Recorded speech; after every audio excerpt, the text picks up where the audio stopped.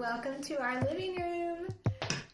We're having conversations today about relationship and connection, expectation, language. We've been trying to cover a lot of ground in a few videos. So hopefully you've been taking a trek with us. It has been a trek. It has been a trek. I feel like I've grown my beard out a little bit since we started. And hopefully more than anything, you're getting something from it. And yeah. You have something to apply. We want this to be fun, yes. But we also want to give you little nuggets along the way so that the video's worth watching. You're growing from it, but it's not boring. We're a little weird. We like to have fun. One of the things that I wanted us to talk about in relationships is discernment. We know a lot of people, we've probably been guilty of this at some point in the last 12 years. I know, like, we make videos, we gotta be perfect.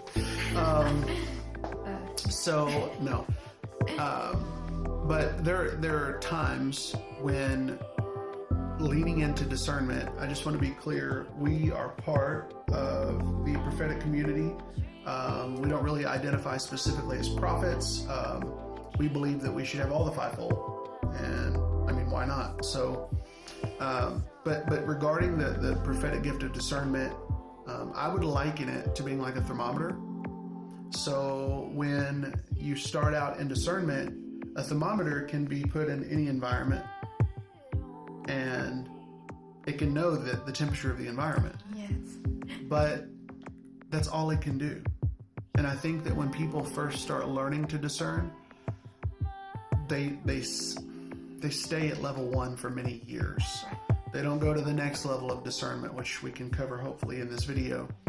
But I think that when we're talking about relationships and discernment, many relationships, personally, that I've seen in the church get broken over discernment. And they indirectly blame God for what they think they discern regarding another person. And I think that we get into dangerous territory.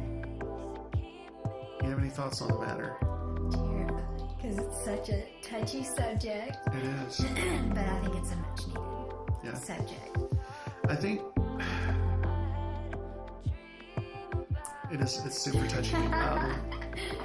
When we're talking about discerning, I'll start light and we'll just go a little deeper until it gets really personal and uncomfortable. So a light version might be Sister Mary at church, whoever's church, random Mary, no specific Mary. If your name's Mary and I know you, I'm not talking about you. And Mary discerns that Brother Bob is dealing with some type of spiritual sin, darkness, weirdness, and they might come and say, well, Brother Jonathan, I sense that Brother Bob is going through something dark and I just can't be around him. He walks in a room and I just got to run out. And more times than not, I have checked that Mary by saying, why would the Lord reveal to you the spiritual nature of another human being and then not expect you to be light to it? Yeah. It's almost as if to say that if you discern something bad about a person, God is giving you the right to not have any say in their freedom. Doesn't make sense. It doesn't make any sense. It's like God gives you a gift to see the unseen and then says, and you can use this as an excuse to not ever talk to the person again. And it's almost like you're attributing evil to the person. Right. That the scripture clearly says, I don't wrestle against flesh and blood. Simply put, I don't wrestle against people. Right. I wrestle against the spiritual, the supernatural. So if God is showing me something about a person, he's probably not doing it so I can write them off. Yeah. And I think in relationships, to go one layer deeper, we've been in very close relationships with just dear friends, people that we love and we think a lot of. But in some of those relationships, it's pretty common for them to say, hey, I'm sensing this.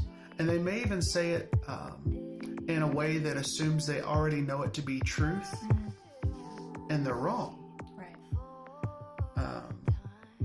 Do you see it common that misappropriated discernment is nothing more than glorified paranoia Or suspicion. or suspicion? Yes. How do we lovingly tell someone how to either use their discernment or that their discernment is wrong? I think probably the first method would be charge them with how to use their discernment.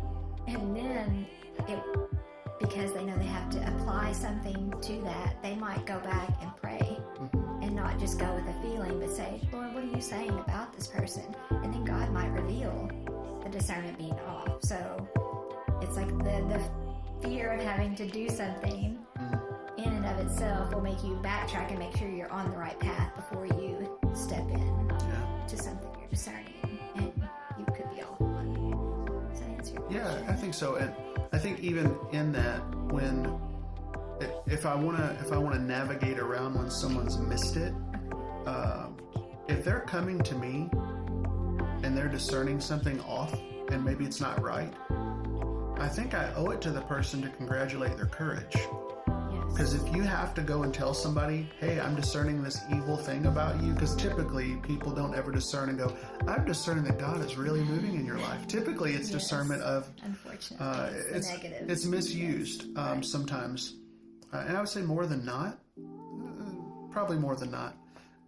But I would think that if someone has the courage to come up and tell me, I discern this evil thing about you, I probably need to start the conversation by saying, man, that took a lot of guts to come up and tell me that you sense this about me. Now, that doesn't hit me as true.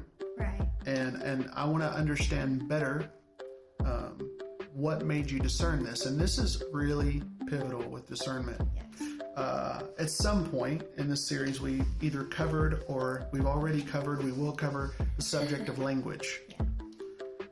When someone discerns something, whatever it is, they tend to use this paintbrush to paint the picture of what they're discerning with their words.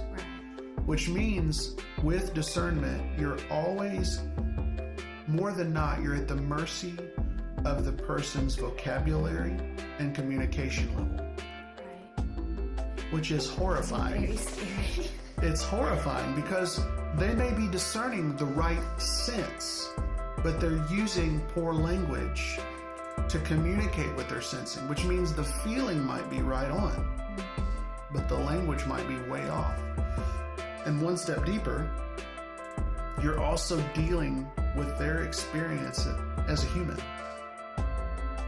And so they get a vibe. I hate to say vibe, it sounds new agey and creepy. They get an impression. There we go. And when they get this impression, they think that they know something, and they filter it through their experience, their communication level, their language, and what they think they already know about you. Right. 3 of the 4 of those things have nothing to do with you. So you have someone come up and they say this. So why is it important to congratulate that step of courage for them? Because whether it's right or wrong, if I tell them that they're just totally off and I don't receive it, now I've created a point of conflict for me and the person, but now I've given this person Proof that they might be right. I would say that's true, but I would also say that I might, if the person takes it negatively when I tell them, it may create a fear in them to use the gift again. Or it might create feelings of a lack of faith that they even have the gift of discernment because they missed. I think whenever you're saying, I congratulate you for even coming and speaking with me about this, you are creating a bridge. Because even the most offended person or discerning the worst, if you go and the first thing you get with a negative discernment from the other person is, man, thank you for coming and saying something to me. That was really bold of you or brave of you. It's going to build a bridge immediately, I would assume. Yeah, absolutely. some of the healthy things regarding discernment. It's important that we use discernment. Yes. Probably as often as possible. But I would say that even though that can be a very positive thing, I wanted to name the positive things. There was one more thing I wanted to cover. In order for us to have a healthy relationship, if the crutch for me understanding you is my discernment, then I never know you, because I'm not trusting you to communicate. Even if I'm right. I've had relationships with people because they know that we hear the Lord.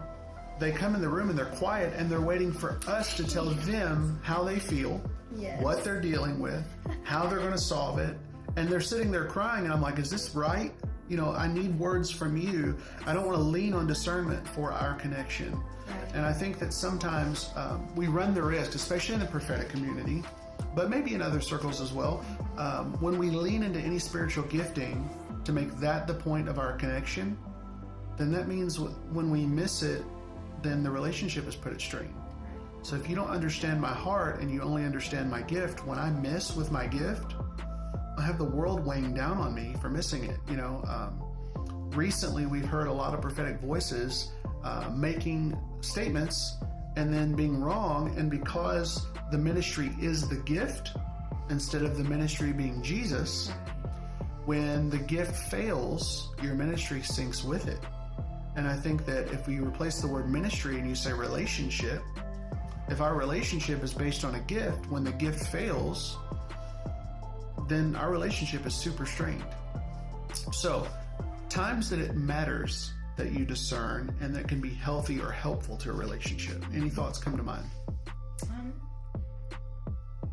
I would think whenever it comes to children, you know, if there's any discernment, then when it comes to your children, you could probably never be too safe, but you can be safe in love. Yeah. So you keep your love on and just keep safety mechanisms up. I think that would be my first go-to. I would also say, with relationships, when you're apart from your friend or your spouse or maybe somebody, and you get an impression that they need prayer. Yes. Probably one of the more helpful things that discernment can do. But I would say that starts to meld in when we're talking about positivity and discernment. It goes into like what I would call level 2 discernment. So level 1, you're like a thermometer. You really can't change the environment, but you're dominated by the environment. I can't go to that church. There's this going on there. I'm afraid to be around this person. There's this happening with them. When you become a level 2 discerner, it makes it sound like I'm leveling up.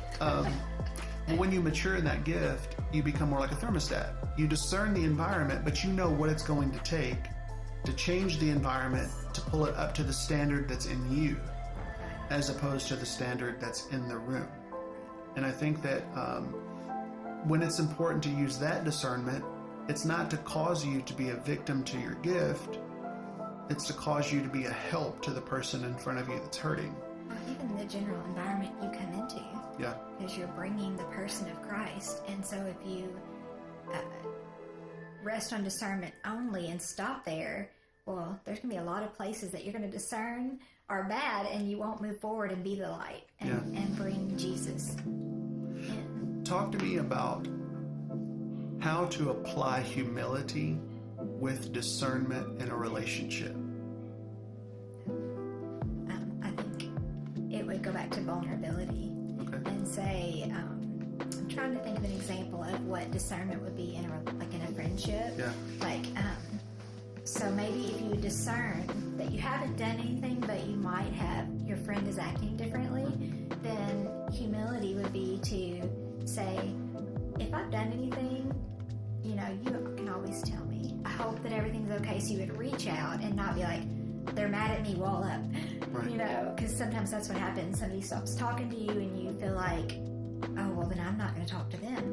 Right. Well, that's not the way it should function. Right. If you feel something is off, then you need to dig a little deeper. And humility, you have to have humility most of the time to dig a little deeper and say, I love you past the pain that usually you feel like, because if they're offended and you don't think you've done anything to offend them, or you're unaware, and then they've shut off communication, then it takes humility to say, aren't you talking to me? I love you. It does. And I would say that when it comes to the humility aspect of discernment, it's also understanding that if you're right and your heart is healthy in the matter and it's not just paranoia, that God is trusting you to see something that you wouldn't otherwise have access to, which means you should probably handle it humble. And with the utmost care. Yeah, because this is knowledge that you didn't have to know. Yeah. But there are times when we use discernment, we say discernment, and we almost jump to the conclusion that we know. And I think it's always safe in relationship, especially when you're talking about protecting the person's heart, to say, hey, I'm getting this impression that something's kind of off. You may know exactly what it is, but the goal is not to flex your spirituality Or to be right. or to be right. The goal is for the person to be understood in their pain, especially if they're unwilling to communicate it, and to say, I'm sensing something off. I don't know what it is. And maybe you don't, if you know what it is, maybe you don't lie and say you don't know what it is, but you remain vague and you let them tell you. And that keeps a place where they don't feel like God is telling on them. Early on when we were discerning really rightly, we were just so hungry to hear clearly that we were discerning to the point where when people felt like they were in sin, they would run away. They would cut off relationship because they were scared God was going to tell on them. That's not the way the Lord operates. And I think that the fruit of discernment, if we're wrapping this video, the fruit of discernment is really tied up in the heart of the matter. If I'm discerning and my discernment breaks, wounds, or pushes away, causes rejection, then it's either not discernment or it's discernment that the enemy or a lack of experience is driving the wheel, steering the wheel of discernment. If it brings health, healing, wholeness, a better, deeper connection, Solutions. then we know that either maturity or the Holy Spirit, you've submitted yourself in humility to the Lord to use the gift to bring life as opposed to take it. I hope that helped. We're talking about relationships. We've only covered 3 or 4 of our entire little whiteboard of things that we need to talk about. So it looks like we're going to do a few more of these videos. I hope that they have been helpful. I love you. I know that she loves you. I love you. A lot. We hope that these are helpful. We pray that these words are falling into the right hearts. These words won't be for everybody. There are probably people further down the road in the Lord, and it's not helpful. But we have found it to be true that it doesn't really matter where you are in the Lord. It's always good to go back and remember basic concepts that are so incredibly profound, like humility and how to rightly wield your spiritual giftings. So that's all for this video. We will see you guys soon. Bye.